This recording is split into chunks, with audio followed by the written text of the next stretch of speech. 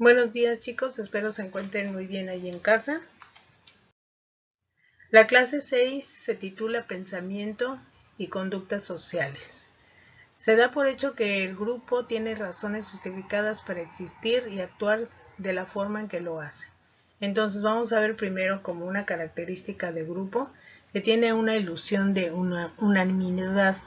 Es decir, creer que los demás miembros tienen las mismas opiniones de nosotros sobre un tema determinante.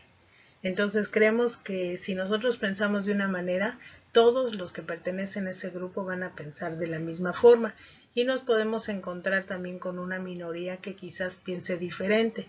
Sin embargo, la conformidad que nosotros como grupo tenemos nos hace muchas veces pensar o hacer que aunque nuestro pensamiento sea distinto al resto del grupo, por conformidad muchas veces dejamos que no vertimos nuestra opinión y no decimos lo que realmente pensamos y nos vamos con lo que el grupo piensa.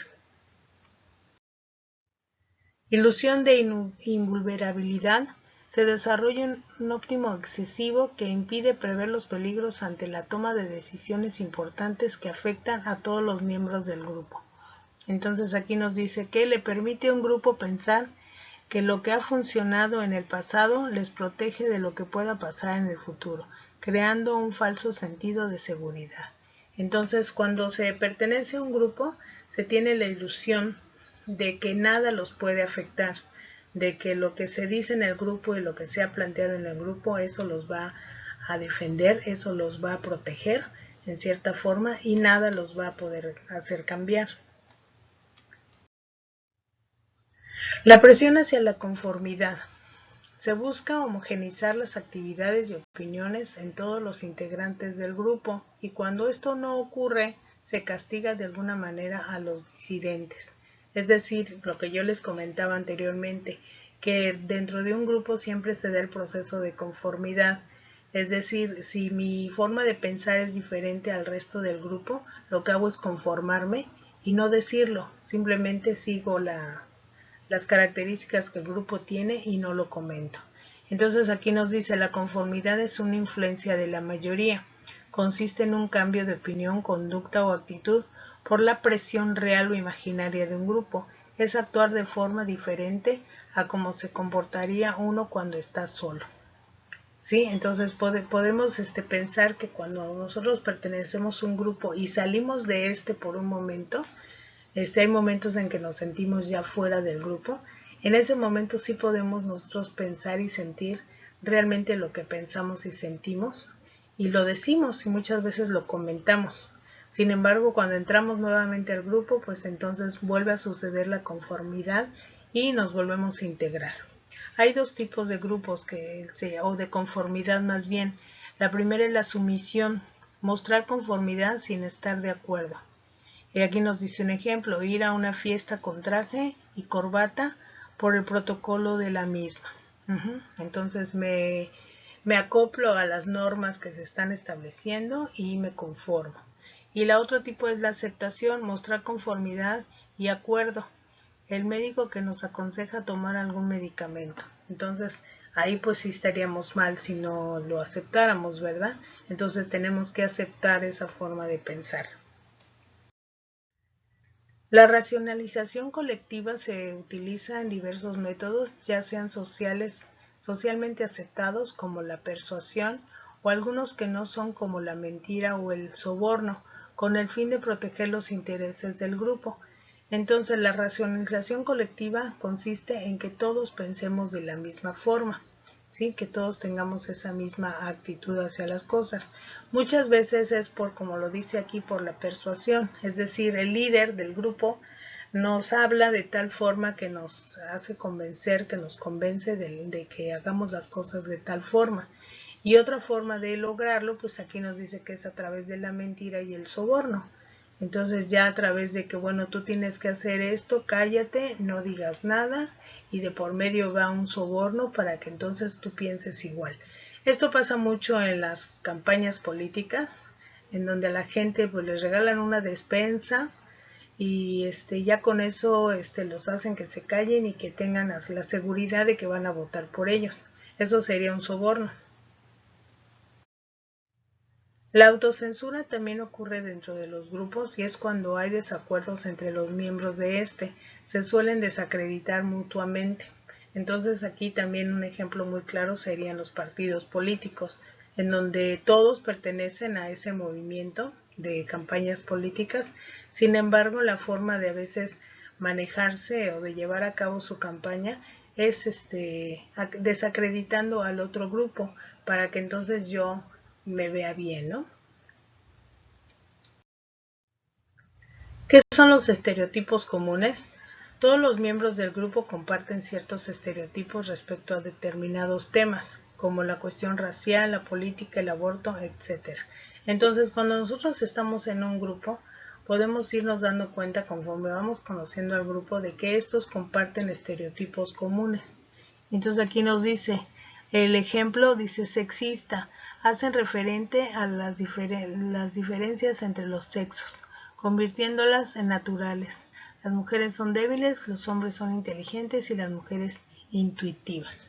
Entonces muchas veces dentro del grupo vamos viendo cómo hay personas que piensan de determinada forma y que comparten nuestras ideas con cierto tipo de estereotipo, ¿no? Es decir, piensan igual que nosotros respecto a un grupo de personas.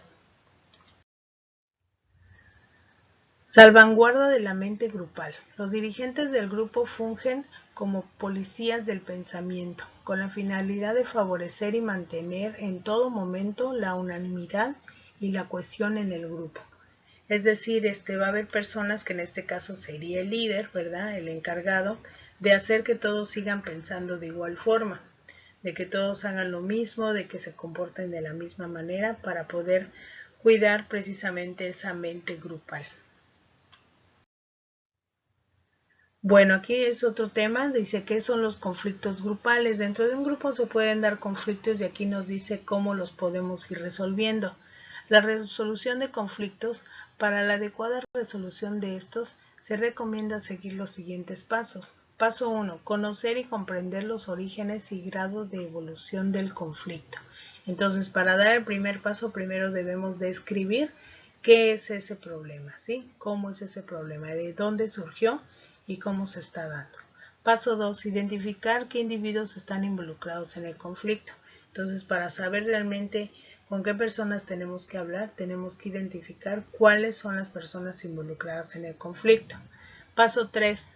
Determinar las necesidades y motivaciones de los implicados en el conflicto. Entonces, ¿qué fue lo que pasó? Realmente las personas, ¿qué hicieron? ¿Sí? ¿Cuáles fueron esas necesidades y motivaciones que los hicieron comportarse de tal forma? Para entonces entender su comportamiento. Y paso 4, responder a las siguientes preguntas que son ¿qué o quién causó el conflicto? ¿Qué circunstancias han hecho que aumente el conflicto? ¿De qué forma podrá resolverse el conflicto con el consenso de todas las partes involucradas? En esta última pregunta lo que podemos ver es que un conflicto grupal se soluciona con la intervención de todos, ¿sí?